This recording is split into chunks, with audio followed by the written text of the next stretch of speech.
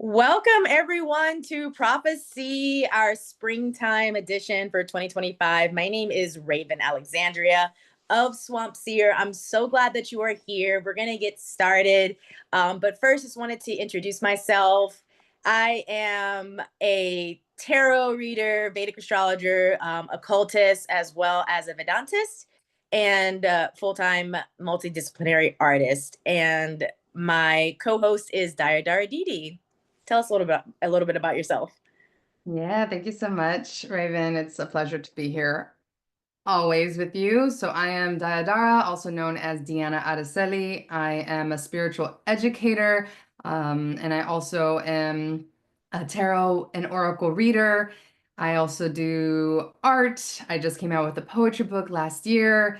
And this time with Raven has been really splendid. We've been doing prophecy for a few years now, basically since the start of the pandemic. When we had a really close Saturn and Jupiter conjunction, we began this, and it kind of is taking its own time to birth. So we're just really excited to have you guys here and dive deeper into what's happening currently in the sky based on Vedic sidereal astrology, and we'll be pulling cards. Again, if you're live with us in Zoom, you can drop anything. If you have a question, if you have a reaction, we're gonna read them throughout the time we have today. Yeah, so Raven, what we've been going through, right? So just an overview because it is April of 2025 and we've gone through almost 4 months of craziness, especially if you're in the US. And so we are coming from the wood dragon to the wood snake. And when we look at the tarot, that is the strength card to the hermit card. When we understand numerology, that's the Saturn year, number 8. That's where we get that strength card to the 9 hermit tarot, which is ruled by Mars. So we're actually in a very Mars energy at this moment with this year. And thankfully, Mars and Jupiter came out of retrograde, but Jupiter had been in retrograde for a while, and then Mars had its stint. And so we're really happy to come out of that, as well as we just came out of Venus retrograde on the 12th. So there's just been and then Mercury retrograde. So we had a lot of retrogrades, the beginning of this year, coming in and out of them. And also we have this like really strong Pisces energy. So we call it a Pisces stellium, where there has been 6 to 7 planets in Pisces. Thankfully, we're going to talk about, going into the Aries season, but that Pisces energy is still kind of working its way within us. And maybe we felt it with the endings and just kind of the things that are happening even on a global scale. And we just also came out of eclipse season. So we are, in the midst of so much. Raven, let's dive deeper into a little bit of what this means for us. Like, what are this energy that we've been coming out of? Yeah, so I want to kind of like lead with we're going and then in traditional paganism we're going from the season of Ostara. We're in the middle of spring equinox and we're gonna go into like deeper spring, midsummer, and then deeper into like the middle between spring and summer, and then we go into the summer solstice. So what we're coming out of is like a Imbolc time where during the entire Pisces season we had like this slowed down effect even with the planets. And so I think that's really interesting. And now we're kind of getting warmed up, like the ice is melting. And so one of the major themes that's coming up for Ostara right now, which we are in, which is a springtime, is eggshell pots, which means to connect with the essence of purpose within your intention and all will be revealed. This makes a lot of sense to me. As you can see, like the little eggshell pots there, and they're really focused on what's in front of them. It's a very delicate process, like filling up those little eggshells and doing those designs on them that they have there. And so to me, this is saying, like, instead of being like pulled and pushed and pulled all over with this, like with all the planets in Pisces, it was giving us this like this vortex energy, which Mercury being retrograde with Venus retrograde, and then the eclipses happening in Virgo Pisces, and coming out of Mars and Jupiter being retrograde at the beginning of the year. It really sort of like was, imagine like being like having like chains all over you and like being thrown in the middle of a whirlpool in the ocean. And you're like, you're being forced to shapeshift and become something more, maybe that you've never been before. And I feel like that's what we're all facing in America right now. So it is saying a reminder, be aware of the details, and as during this period, as we're transitioning into that fiery energy, and not to get swept away by your emotions and by your fears and by the things that are pulling on us. And then quickly, a tarot card to kind of back that up is the Justice card. Things are coming into balance. You know, it may not be clear what that balance is, but I think, especially since we just had the moon being in Libra, the Justice card is coming up to show us that maybe we've been getting insights. Maybe we've been feeling a little bit more calm. And that's definitely because the sun is moving away from its enemies, Saturn and Rahu, right now in Pisces, and getting into where he is where he likes to be, which is in Aries now. So maybe some of the confusion is dissipating, perhaps, if we're a little patient. What about you, Daya? What cards are you getting? Yeah, thank you for sharing that. I think there is this thawing process that we're in as a collective coming out of winter. And sometimes we want to just jump into like something new and we want to just have the new experience or the bloom, the full bloom. And it's like, no, we're in this process. And I love that you said like delicate. I pulled what the energy that we're coming out of was the Knight of Cups, which I think is interesting, paired with the Ten of Cups. Now, I think both of these cards are talking about our emotions. And I don't know about you guys, but emotions have been here and there. They've been kind of wild. They've been kind of, and like you said, we have to kind of find that grounding energy. And so I feel that we are being swerved, like you said, a whirlpool.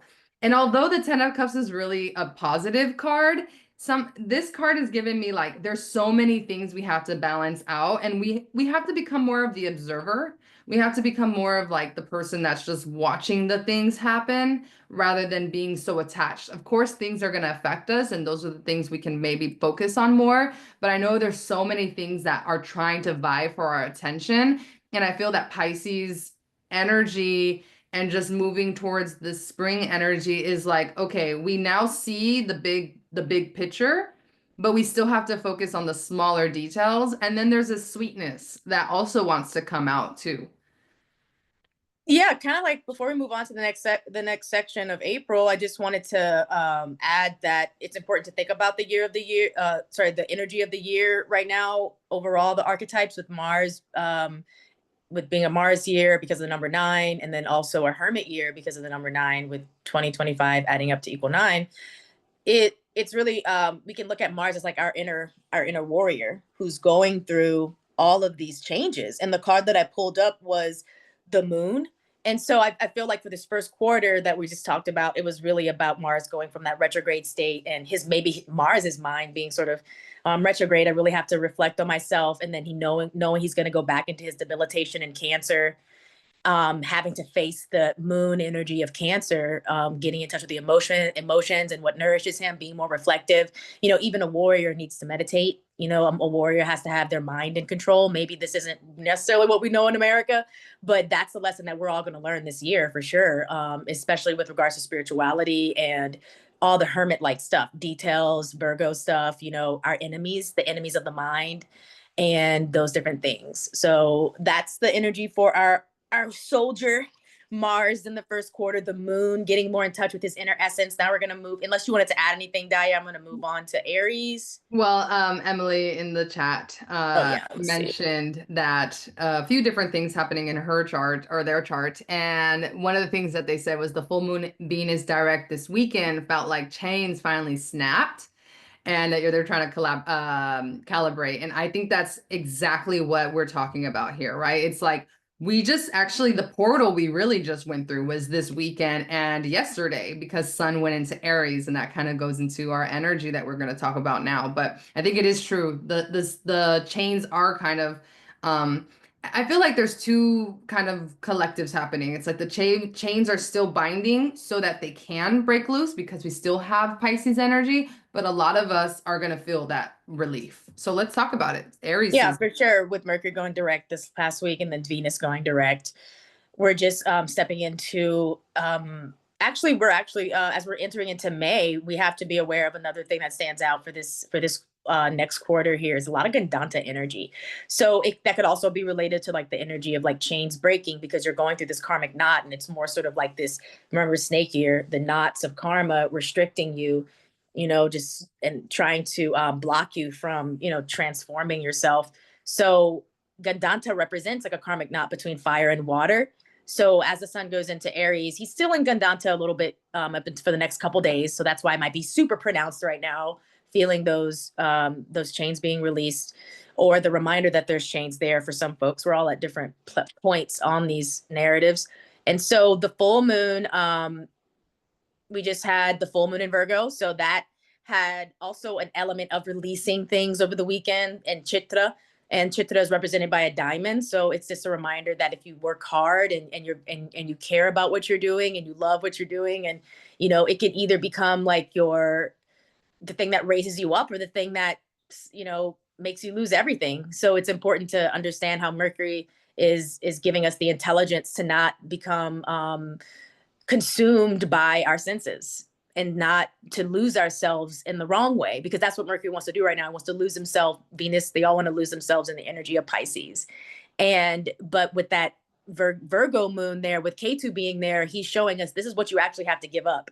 This is what you actually have to take on in order to spiritually transform. And in our day and age, it's important to understand that this whole month is going to show us with all the Aries energy that spirituality is really about health. And that's the connection with the Hermit with Virgo. It's all about health, because Mercury holds the staff, the snake staff.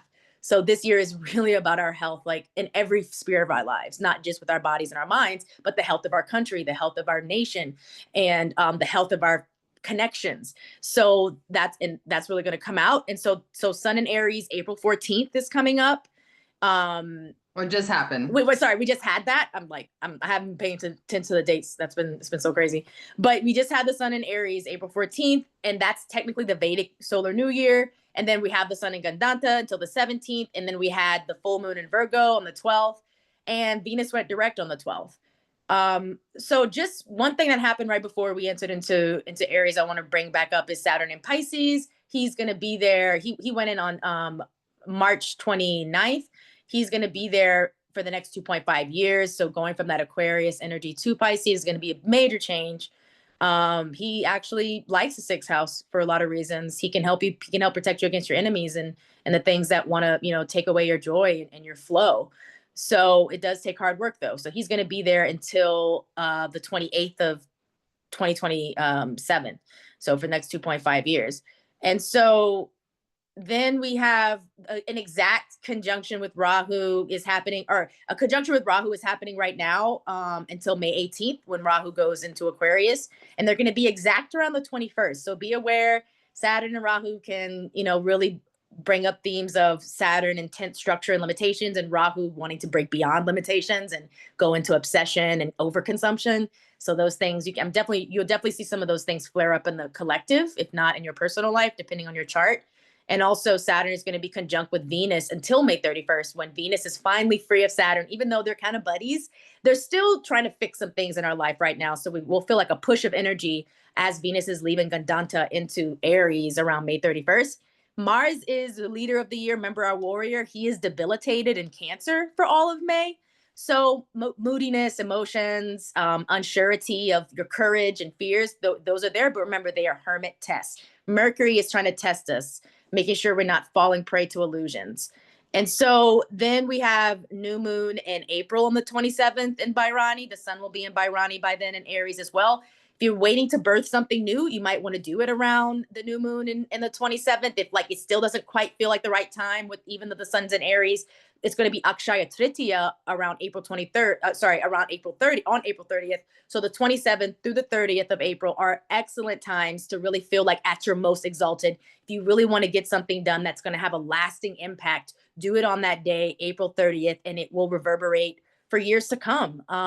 So those are the overall energies. And Daya, do you want to pull cards first, since I talked for a little bit? Yeah, and I just want to reiterate that Akshaya Tritiya is one of the most auspicious days for the Vedic calendar. It is when the sun is in Aries and the moon is in Taurus, so both of them are exalted, and that's why April 30th is the most auspicious day to purchase a car, make, launch a business or launch a new project. So really every single year, I always mark that date. I always do something that day, even if it's as small as opening a new email, or like not like an email, like make a new email, or if you have this project in your mind, like make the Instagram, like something like that, right? Like that is really auspicious. So the cards I pulled um is, oh yeah, Raven, if you can spell Akshaya. Sure. Yeah. And so the cards I pulled was the stone. And this is to all Aries season. So Aries season is from right now. We just officially got into Aries season yesterday, and it goes all the way till the 15th of May. With Vedic astrology, the seasons are usually mid-season. That's how they change, and they can change throughout the year. It's not like every 15th it changes. It could be the 13th, it could be the 16th. But what I think is really interesting, because I got the stone and I got the box, and both of these start talking about structures.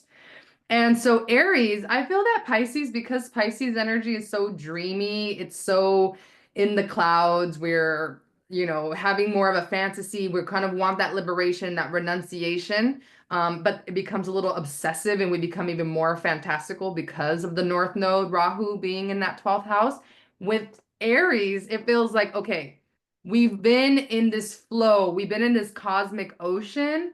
Now we can take what is necessary to build better structures. And one thing about prophecy, and where me and Raven want this to like grow, is really making this practical for you guys. So, when you think about moving in our rhythms, and we think, okay, we were just in Pisces season, it's the cosmic ocean, it's this fantastical spiritual liberation, endings and losses, and we're going to Aries season, which now we're water to fire.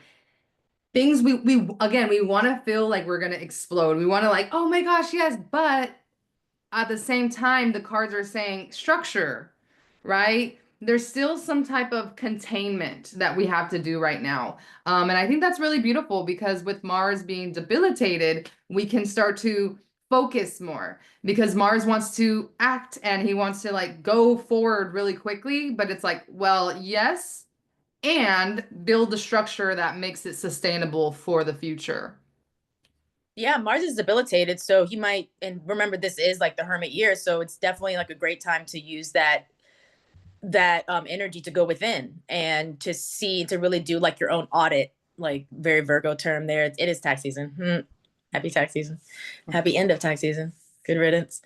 But it's like the cards that one of the cards that just came out for me, still getting how we're supposed to perceive this through the Ostara lens. We have the Floromancy card, and it's a woman in a boat, and it says it's time to escape all the noise and become still with guidance that is pulling you inward. Ooh, didn't I just say that? But yeah, I totally pulled this card after I said that. So it really is a great time to think about what really makes you happy when it comes to the skills that you do, like especially in this, the way the economy is shifting. And it's important to upskill and to really also try to weave in your passions as much as possible, because but maybe it's difficult to really see how that's going to happen. Like maybe a lot of people were like, hey, I was just about to get things going and now everything's going to hell, but really it's saying like maybe there's a lot that we can't see right now, especially with the hermit card. A lot we can't see because he hides things. So if we, not that we can't, be spiritual bypassers and totally like ignore what's happening. We can't, but to fully embrace it, step into what you're meant to do. Like embrace the challenge, step into what you're meant to do right now, but also learn more astrology, because even though we're out of Pisces season this month, Saturn is still in Pisces. So she's still on the boat and she's following Pisces' structure, even though he's in like, loosey goosey woo woo Pisces. He's getting a lot of benefit from Jupiter there, because he's kind of neutral towards Jupiter, because Jupiter rules Pisces. So he's getting the influence of Jupiter. Jupiter's helping us to grow. So we're going to grow in the things that we're meant to be here for, the things that we're meant to do, and all the things that aren't meant to be in our lives are going to wash away, or we're going to hold on to it dearly. But instead of holding on to the shipwreck country that we have right now, the way things used to be, let's morph into shape-shifting mermaids and rise above it all and actually save the day. It's kind of like the energy with Saturn and Pisces as all this is going on. So for this I love month, that. We're gonna Um, our mermaids. I just love that visual, just like rising up, being mermaids, and saving the freaking day. Yes. right. And it starts with taking care of ourselves and fighting against those enemies that Virgo, K2 and Virgo has been bringing up for so long, trying to show us through the things that we've been losing and the trials that we've been having. And I got the Venus card. So this month, Venus is going to be in Gandanta. So going from Pisces to Aries. Remember, Venus has been retrograde. So now Venus is direct. There's going to be things that are coming up from the past 3-4 months over this next month, like a little mini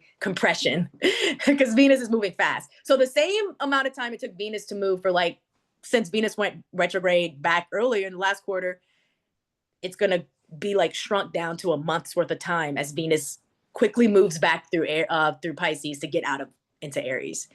So there's going to be shifts for sure in your wherever Venus is in your chart, and also where Venus rules, and Pisces to Aries related to art, relationships, passions, business, contracts. So be aware of those changes. And then lastly, let's see how Mars is doing, our little soldier, and chaos. He's debilitated in Cancer. He's like, what do I do? Like, I don't have my shield and my sword. He's like, this hermit guy at the bottom of the ocean is telling me to look within. How do I fight? Like, how do we fight?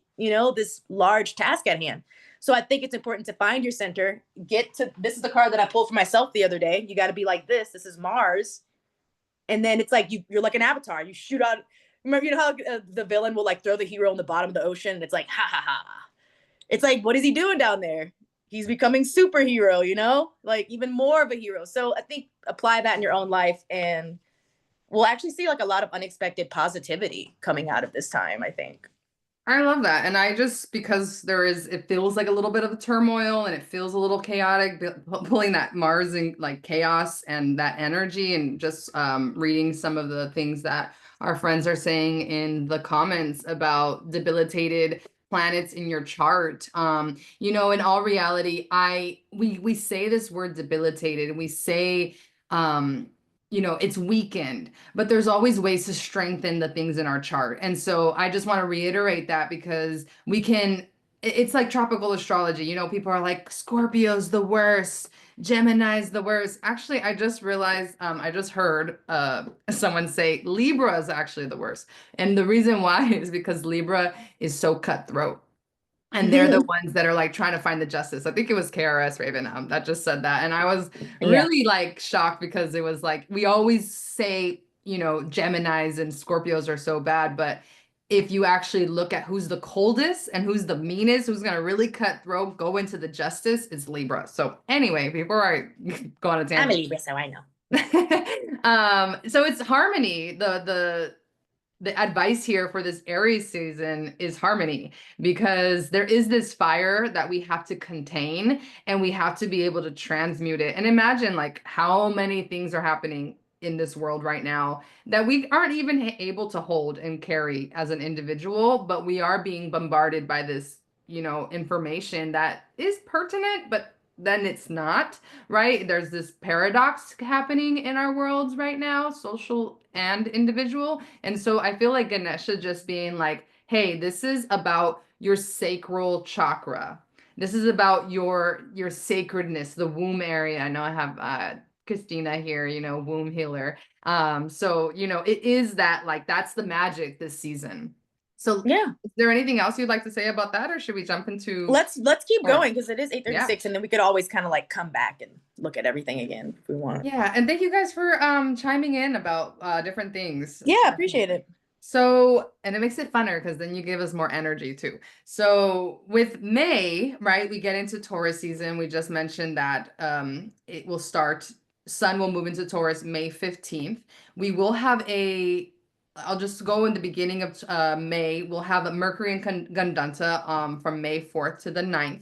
And again, this is him going into Aries. So we want all the planets to get out of Pisces, right? We're like, okay, you had your fun. Now let's like keep the show rolling.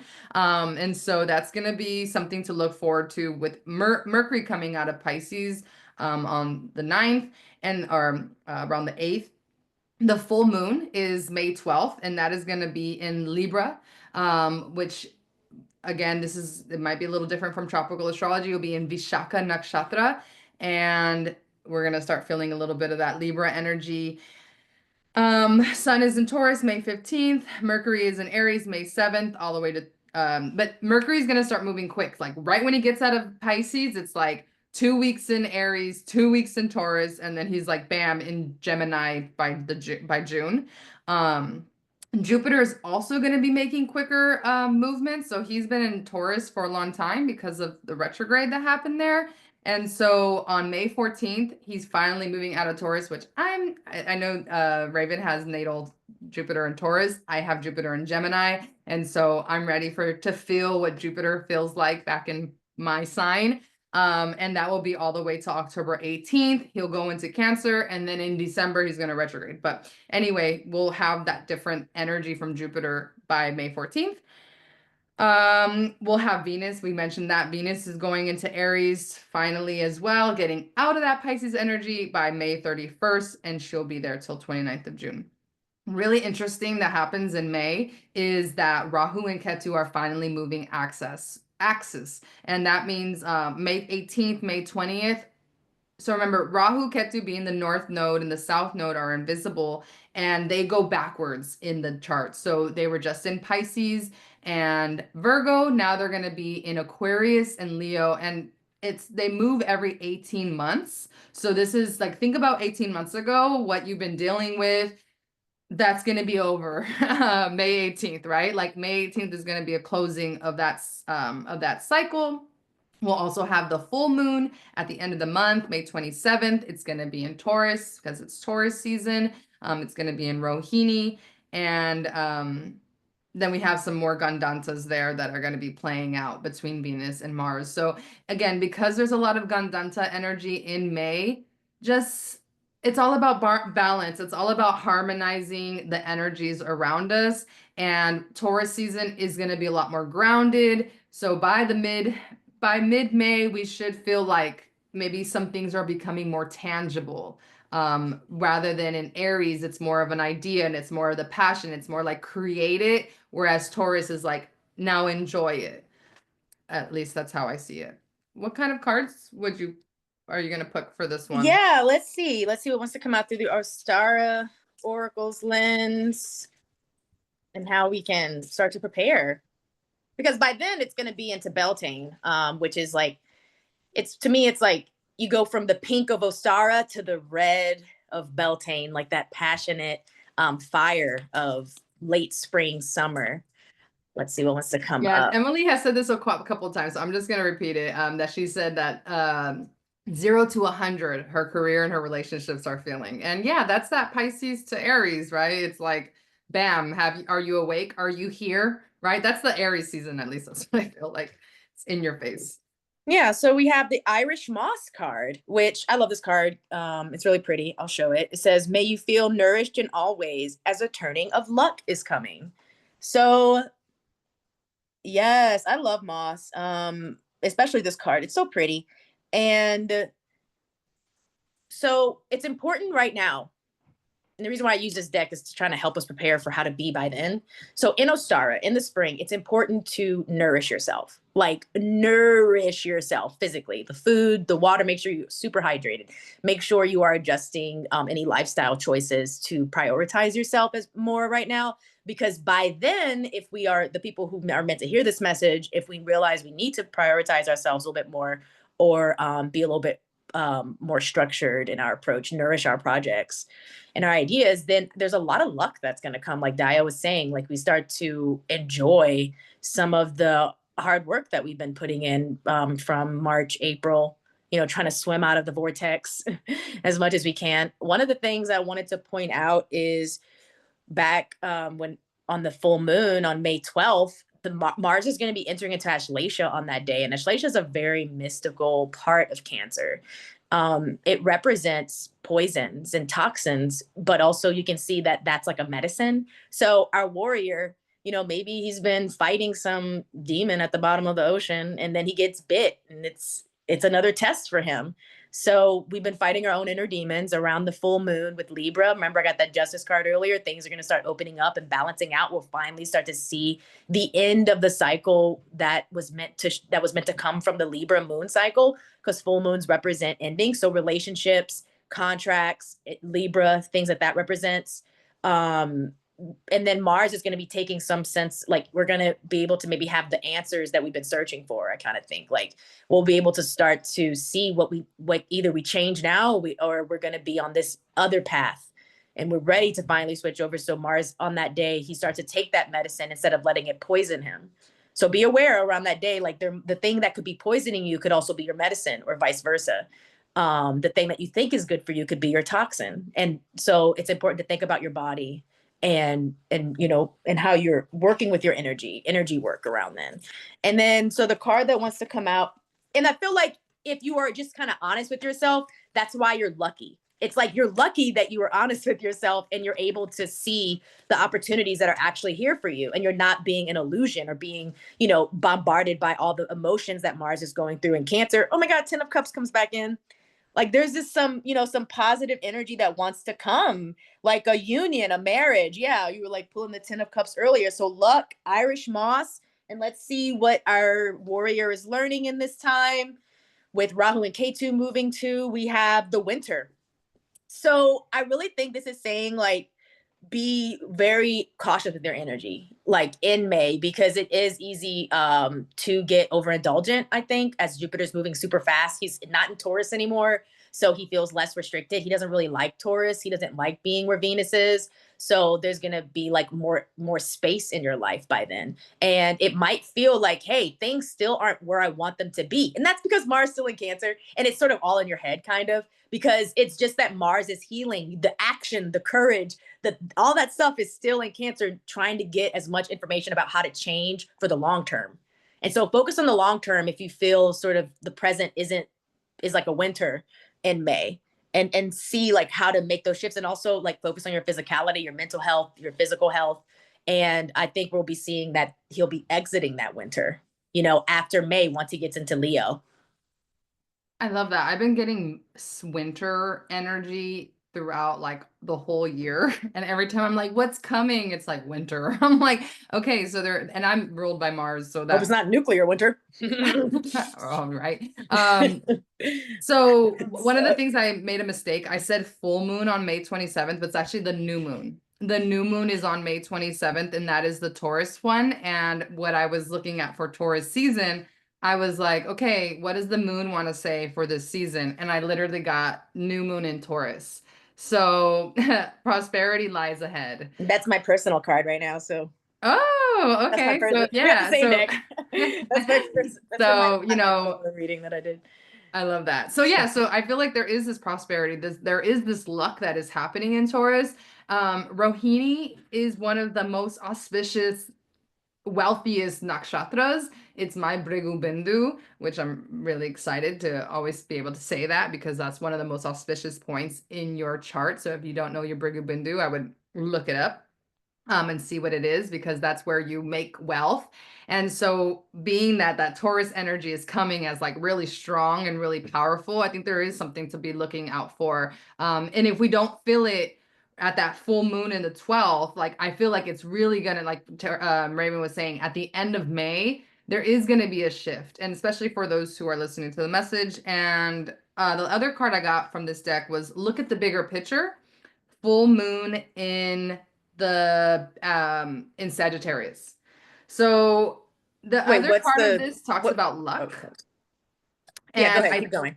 yeah, the other card talks about luck, the other Sagittarius card, but I felt it here, and I feel like there is this sense of like being direct with where we're trying to like shoot that arrow, right? Like this is the time to just really focus on that one thing, or those two things. Like really three things might be a little bit too much unless you really have your systems in control. Like I think one or two things, just move towards that, and that will bring prosperity in different ways, right? Because everyone is prosperous in different ways. Our idea of prosperity is different. So the more gratitude we have for what we have, the more that I feel like we'll be blessed in this Taurus season. So let's jump into the end. before our summer solstice. Let Oh, me okay. see. Yeah. I think it was Brigu Bin. Rigu Bindu. Okay. Yeah, Yeah. I can write that. So yeah, Raven, after you write that, then let's talk about Yeah. what's, the end of spring, moving onto that kind of the cusp of summer solstice. Yeah. So once again, we're coming from that May Beltane energy, and things are starting to heat up, going towards the summer solstice. Mars is entering into, oh, just right quick, wanted to point out, like you were saying, at the end of May, it's important to be aware that Mars and Venus, they're both going to be in Gandanta. So that is going from the water to the fire. And so literally entering into the beginning of June with that theme. It's a major theme. So Mars in Leo on June 7th officially, and Mercury is going to be in Gemini around the 6th of June. We're going to have a full moon in Scorpio, in Gestia and Scorpio on the 11th, and also Sun in Gemini on June 15th, and the summer solstice occurs on June 20th this year, with the month ending with new moon in Gemini Ardra and June 25th. So the summer is really kind of giving like this like wow, shiny new things type energy, because I know Jupiter, we're going to be getting used to Jupiter being in Gemini by then, getting rid of him in Taurus, which he really doesn't like it. He prefers to be Gemini is opposite Sagittarius, and Mercury's there, so there really maybe a lot of information, there's a lot of new things that you want to learn, building on your skills, social media, things buzzing. Yeah, like also be aware of the media around then, and just like things being revealed essentially. Like I feel like ever since back when in October, and also remember with Mars being in Cancer up until then, he was in Cancer already last year. So anything that was going on in your life in October, that's what May is going, from now until May, it's like revisiting what was going on in your life in October 2024. So Mars is ready to be done with that. So he's going to be bright and shiny, ready to battle. So, but when it comes to June in the summer, and especially with the sun being in Gemini with Jupiter, they're going to get to chatting. They're going to be like, because they're two benefics, right? I know the sun is malefic, but Jupiter is a benefic. But when they get together, you have like the sun, the king, with Jupiter, his advisor. And then Mercury is around there too, and Jupiter is the priest. So the soul, the sun, is coming together with the priest that's giving us cosmic knowledge and wisdom, and so there could be a lot of positive changes in your personal life if you do focus on how to make changes, and how to refine yourself, and the things that you want to refine. And so with Rahu in Aquarius, he likes being in Aquarius. K2 is in Leo, and that can also bring a lot of past life ego tests, because Leo is all about the ego, and K2 is not. He doesn't like the ego. So the card that wants to come up, and then I just remember I got to give it over to Daya, is the germination card. And so once again, like it says, trust in and fully embrace the emerging path to who you truly are. I'll let you go, and then I'm gonna come back because I got to give it to you right quick because I talked for a little bit. But it's funny. It's really interesting that we have is that, yeah, it's right after Taurus, so it's like we're trying to put some roots down. I think things are just like, it's like a Mars year, so things are just shaking up in general, and it's like we put down these roots and we're trying to stay rooted and grounded in the summer. I love that. And yeah, Mars and Leo, I was just reading today, like any planet in Leo is actually exalted because the sun like shines on them. And so Mars being coming from a debilitated space into a fiery, like uplifted space is it's going to be a positive thing. But also check that, right? Check that, especially like for a person like me, I can, if I'm ruled by Mars and I get this burst of energy, it might lead to burnout. So we always have to find that balance between what we're capable of doing and what is it that we want to do. I pulled the card, the Seed, and I think this is because this is coming towards summer solstice, but we're not going past summer. We're still talking about spring. And yeah, the germination card. So it is still like we're planting seeds right now. And I think the more that we can just understand what that means And in a metaphorical plane, I know some of my friends are planting trees right now and doing other things like that. And I feel like those are the ways that we can really start to harmonize with the earth when we understand the process, and give that patience and the space for our things to grow, and watering them, right? But you don't overwater your seed. You don't put it in the sun all day to get fried either, right? On certain types of plants. So it's like finding that balance with the seed energy. And I feel like it's going to lead to just like a nice completion by the summer solstice. We're going to be like, oh, okay, this year has been what it's been, right? Like who who can guess what's tomorrow's going to hold when we just saw what yesterday held? You know, it's like, okay, we don't actually understand. We don't have much control of these bigger things, but what we do have control over is what we intake, what we say, what we do. And I think the more we focus and on an intention, if it's healing ourselves, if it's creating a more sustainable system for our growth, those are the things that are really going to flourish in the summer. Yeah, that sounds great. And like I was saying, like that kind of complements the card that I got, germination, the number 17, trusted and fully embrace the emerging path to who you truly are.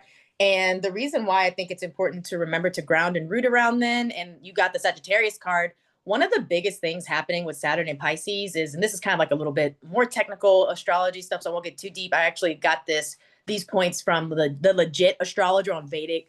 He's a Vedic astrologer on YouTube. The legit astrologer. He talked about Saturn's aspects, and so one of the major Pisces and Saturn aspects that are happening. It's actually look at where Sagittarius is in your chart. Write this down. I'm gonna in my stories. I'm gonna post a link to this guy's video because he really breaks it down so well. But look at where Sagittarius is in your chart. And so from here until, when we think about when the sun's entering into Sagittarius, that part's going to be super activated because Sagittarius has a 10th aspect to Saturn and while he's in the Pisces transit. So that is going to be shaking up things a lot when it comes to your belief systems. And so you want to have a strong foundation. And it also is referring to Mula, which is represented by the root in your Sagittarius, where your Sagittarius is, whatever house that's in. So whatever house your Sagittarius is in, pay attention to where you're rooted there. Making sure you're grounded there, making sure you're healing that area, because there's going to be a lot of pressure on spirituality, religion, belief systems, major things shifting. There could be a lot of doubt in leadership when it comes to philosophy, spirituality, education. We can see education's under attack in a lot of different ways right now. So you got to find your deeper truths. You got to be open to change. And like Daya said, like having a focus so that you can shoot your arrow in a direct way and not get bombarded by Rahu being an Aquarius.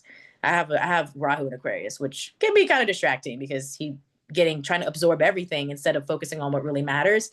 So be aware of that. So I think that's why we have the Five of Swords coming up, because the five is all about, and the swords is about conflict and about competition and things challenging you. So if it's challenging, it's probably trying to help you overcome a deep block that's within you. Because to me, that's what Sagittarius represents. It represents overcoming like a spiritual block. Like that's why it's ruled by Jupiter, because he's helping you heal. He's helping you know. So spirituality is important, philosophy, and not just like in the traditional sense, but in your own personal philosophy, in your own personal beliefs, what you really stand for, letting that enlighten you and relying on that. And so lastly, we're getting back to our Mars warrior here, and I got the mystical sister card, which is definitely because Mars is about the masculine energy traditionally, and you have Venus is about the feminine energy. So Mars and Venus in Vedic astrology, we understand that they don't really get along. I mean, it can cause some dynamic changes in relationships and health and things like that, but Mars and Venus are opposite. So, they don't really get along in Vedic astrology. They kind of go to war. They're not the best of friends.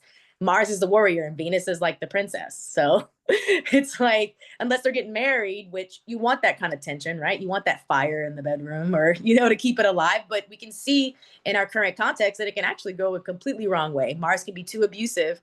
Venus can be not sure how to stand up for themselves or how to fight and, and take and use their feminine energy in a way that's going to be sustainable and not become drained. So I think that's the things that we have to focus on. But the reason why mystical sisters coming up is because there are a lot of opportunities to heal the conflict between Mars and Venus in our chart, to know how to channel our Mars energy into the right actions while preserving our Venusian strength, which is like more soft and artistic and creative. And Mars likes straight lines, Venus likes patterns, right?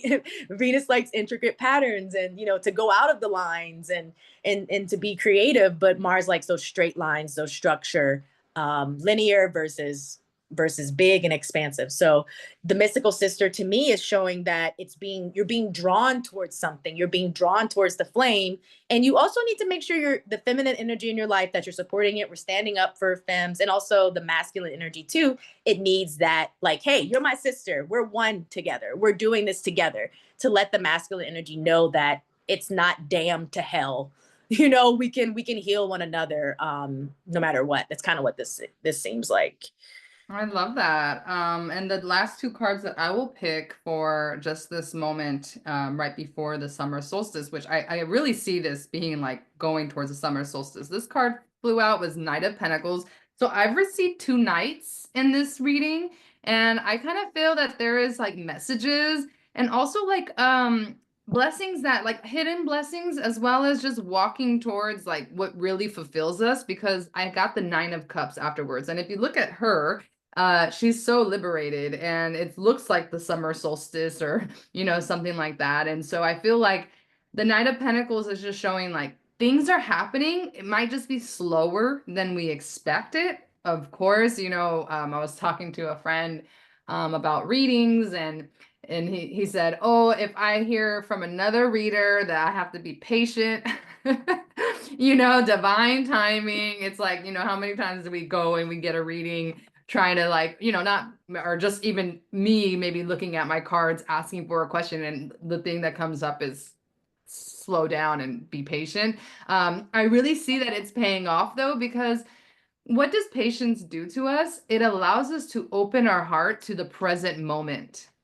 When we realize that everything we need and have is right now in us at this moment, or around us, like where you're at, especially being so privileged that we have a house over our head, we have food to eat, even if it's so expensive, even we have the money to pay for it somehow, right? So we are so blessed. And I just feel like spirit is here saying, like, you are walking this path towards this deeper fulfillment that only you can understand, right? Because it's your journey, it's what you need to do. So I feel that right now, because there's a lot of things that maybe we don't have control of, the things we do, if we're just intentional with those things, it is leading to a deeper, you know, fulfillment that the world won't be able to provide. Only we can provide that for ourselves. Yeah, I think only we can provide it, and also with the help of the planets, because even when we're alone, we're never truly alone. And that's what the yogi and the astrologer and the occultist and the healer, that's what they learn, that we're never, ever alone, ever. There's always some spiritual energy there, or our memories, and all those things are very much alive in different dimensions. And so, like, I think that part that you were saying about the isolation, or not being able to control things, again, thanks legit astrologer for pointing out this thing here, with Saturn being in Pisces. He is in K2 sign, because Pisces is also ruled by K2. It's ruled by Jupiter, but that's why it's so spiritual, because K2 is the shaman who wants nothing to do with the material world. Like, if he had it, he's the tail of the dragon. He's like, I'm done with the voracious materialistic pursuits. I'm going to go out into the forest and sit under a tree and give up everything. You have that friend. Everybody has that friend. You might be that friend. You're like, I want to go build my house in the forest. I don't care. Right. But then you have Rahu. He is the opposite. And he is the voracious one who loves materialism. He's living in the center of the city in a penthouse. He stepped on top of everybody to get there. He loves it. And we all have a side of that inside of us. That's why we're here on the earth, to learn how to balance those things. But with Saturn being in K2 sign, that's why Pisces is so spiritual. That's why it's the ocean of taking everything away from you, because the material lesson that we have to learn here is that things can be taken away from us.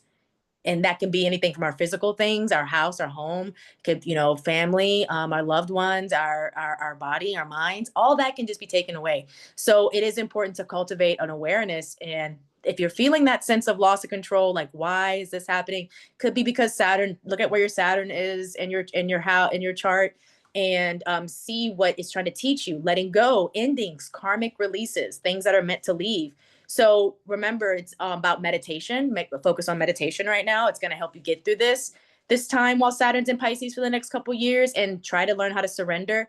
And also on the flip side, if you are too much of a spiritual escapist, if you are, trying to just give up just artificially and not really sure if it's meant for you, then that could also be the negative of Saturn being in Pisces, giving up too fast and trying to use spirituality as a bypass. So the thing that I'm learning here with that is you have the lioness. And look how I love this deck. It's like you got the mermaid, yay, the Pisces energy in the background with the mermaid there, and she's just like reading her book by the ocean. It says fairy tales.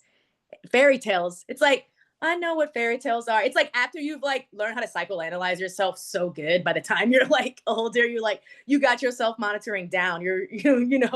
That's to me what she's been through it all. And she's like, I know myself. I know how to communicate. I have logical intuition. I have logical thinking. I have intuitive thinking, emotional intelligence. And she's come to be just sort of proud. And it says lioness. And remember, Mars is going to be in Leo by then. K2's in Leo. So there's a lot of strength and courage. It says you've earned all your stripes. I got stretch marks. Those are my stripes. I earned that. These hips, throw some Maya Angelou in there. Like, these thighs type of thing. Really celebrate yourself in spite. Like resistance isn't, we're going through a lot of resistance right now. Resistance is just fighting. Resistance is dancing. Resistance is joy. It's love. It's living. So I think that's the reminder here. And if we are going to be warriors, we're going to be badass warriors. We're not going to be like wimps about it. We're gonna dance, we're gonna sing, we're gonna smile. And so one of the images before I pass it back over to you, Daya, for any last comments, is with Saturn in Pisces. I want you to remember how I talked about Mars earlier, and how he's sitting at the bottom of the ocean. Also imagine that Mars is a monk. He's a warrior that's being trained as a monk. He's sitting in a temple. The temple starts to flood, but he's still sitting there meditating. It's like I said, we're trying to transform past the expected. We're not just gonna, it's not that we just have the sword or the gun in the traditional sense. We really have to tap into these spiritual archetypes. What does the sword mean on a metaphysical sense? What does the shield mean? Shielding yourself metaphysically. We have to learn these archetypes to kind of become stronger, not just the literal, I think, is what Mars is trying to teach us there. So we know that the literal only gets us so far. We see where the literal warrior has taken us, right? Like the total no rules, just fighting for no reason, where it's like, yeah. we're spiritual warriors and we're here to do a different type of battle. We're here to win a different type of battle, right? It's more of a spiritual, it's more of a consciousness. Sorry to interrupt. And no, you're right. There's a lot of pressure right now. Like we're literally thrown into the middle of this Kali Yuga, in the middle of this war situation at all times. War on all fronts. War on our bodies. War on our rights. War on the earth. War in the skies. And it's like we really have to transcend and use this knowledge. That's what Mars is doing at the bottom of the ocean. He's trying to learn the ancient knowledge, the ancient systems, the real truth, so that he can become a better fighter. So I love that. And because we're talking about all this, I was like, let me pull another Ganesh card, and this will be my ending card, and it's Revelation. And I feel that this is a lot of crown chakra. I feel like this is our guides kind of being like, hey, you know what? Like this right now, what we just are going through with Pisces energy, it's like the old grandmother. I kind of feel like kind of being like, hey, look at what's happening right now. Where are you going to go? How are you going to make a space for yourself? Right? Like, because the world is the old world is crumbling, and we're realizing that what we thought might be secure might not be secure. And how are we going to move forward? And I think that the revelation is really like, trust yourself and trust your gifts so that you can move into a space where you are authentically yourself and you're actually providing, you and your community with whatever it is that you need. So I think it's really auspicious to have this revelation card, because I think there are revelations that we're going to take from the beginning of this year into the next few months, into the next, year, so that we can start rebuilding, something new, or whatever it is that we are passionate about, if we're building something already.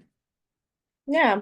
And then with that Saturn in Pisces, it's a storm. Saturn is Vayu. He's the wind. he causes storms. So just be aware of that, just even like on a weather level. Storms and floods and things like that, mental, physical, literal, big thing for the next couple years. Yeah, and so I just put in the chat if anyone wants to ask a question. We can stay on maybe another few minutes. Yeah, because we Raven, started you a have little late, so we got about like 5, 6 minutes. Folks yeah, would so if you have a question, just you can drop it on. Obviously, me and Raven, this is really we wanted to have the YouTube live, but we know like things happen. We're trying something new. We wanted it to be a little bit more connected. So thank you guys so much for showing to this live Zoom. We do this seasonally, but we are thinking about ways of serving you guys more and just building a community of like-minded oracles because we all know that in all reality our bodies we have these intuitive gifts, and so we use Vedic astrology, we use the tarot to really help us, and our love for it is what we want to do to help you guys. So thank you guys so much for joining. I don't see any questions yet, but Raven, thank you. thank you so much, Rainbow, for being here. Would you like to share what you got going on right now? Yeah. So basically, oh, sorry. I have a dog. Husky. Daya, you go first while she barks. Okay. Thank you so much for coming, Emily. And Natalia, she said, are there any energies right now that are removing things in our lives collectively, or would that be more personal depending on the chart? So Natalia, you actually missed, we started about an hour ago, so we had a big conversation. But yeah, the Pisces energy right now is really about removing some of the old energies so that we can move into a new energy, which is that Aries. But if you watch the recording, we'll upload it on YouTube. We just talked about how there will still be a Pisces energy with Saturn there. And so for the next 2.5 years, we'll still have some endings and some, things that we're letting go of. But there's also other beautiful things to look forward to. So yeah, right now what I have going on is, well, first of all, this was a little marathon I had. I had 3 events in like the last 4 days, and that's very online events, so it was a little different for me, but I'm happy to be back. And I'm doing a Shadow Dance Mystics community group for healers and artists. I've been promoting it. I would love for anyone here who would like to join, who is an artist, established healer, in their professional lives. Please do join. It's already becoming a beautiful community. So I would just love for it to grow. I have my offerings on my websites. I do readings. I do one-on-one sessions, soul retrieval, Vedic astro study sessions where I basically help, beginner Vedic friends who would like to understand a little bit more of their chart so that they can study it on their own, because I feel like yes, it's great to have people be able to study and tell us what's going on in our chart, but it's so much more magical when we can start to see those secrets ourselves. So that's there. And yeah, I can't wait for more offerings. Be on the lookout with La Casa de Luz and Shadow Dance Mystics. Thank you so much for sharing that, Daya. I know you've been working so hard to get your school up, so that's so exciting that you have it up, and I can't wait to see it grow. And yeah, when it comes to my end, if you just want a reading, just personally reach out to me. I'm currently just like building my I rebranded. If you've been following me for a while, I was Sublimatorium, Reivin Alexandria Sublimatorium still there. It's becoming something else. But for now, or not for now, but my new rebrand is towards Swamp Seer, who is my new alter ego. And we'll get deeper into that as soon. But just reach out to me personally as I'm rebranding in the background for Swamp Seer website and other cool things. But if you want to see me in person, if you're in the Dallas area, I do often read tarot cards at Everything Element Felum, really cool store that has all your Dallas hip cool needs that you can buy there. And also my friend Nancy, she and I have been working together, and she has so many great events that she's been planning there. But she and I are going to start doing more together. We got a yoga and tea and tarot, yoga, tea, and tarot coming up in June. So be ready for that if you're in the area. And this weekend specifically, they have a really cool art collective called Malcriadas. They're going to be giving this David Lynchian cafe all day, DJ set, tattoos on Saturday. And I will be reading tarot outside for the wine walk. So you can kind of get like a feel for me and also go and hang out with them. this Saturday, and I'll be posting about that. So yeah, reach out to me if you want a reading in the meantime. DM through Instagram's fine. I love that. Yes. Thank you, Raven, so much. I know we had some technical difficulties, but we're here together. So I'm just like happy to be, have difficulties with you. It's, I was like, I but feel like there's something we didn't know, but we got to go through it. I was like, we have to make this mistake. I was super psychic that day. yeah, we had It's to like, make a how could we mistake, and then know? hopefully next time we'll have our YouTube live. But either way, this recording will be uploaded on YouTube, so you can come back to it. I know there was a lot of information, and you can come back to it in May. You can come back into it in June and see how everything played out. Yeah, it's great idea. That's why it's here. So thank you again for joining us. If you have no questions, we're gonna leave it here. Again, Thank we you, Rainbow. are super happy to have you guys. Reach out to us if you have any questions. Thank Yeah, you, and Natalia. lots of Thanks to everyone love. who came. Thanks, Emily. Appreciate y'all. Yes, thank you, Emily, Tina, Natalia, Myra, Rainbow, and anyone else who watches the recording. Any pets in the room? Thank y'all. All the spirit teams. All right. Thank you, Raven. We'll I'll talk talk to you in a soon. bit. Okay. It was good to see Okay. y'all. Bye. Let's hop on a call right quick. Bye. Okay.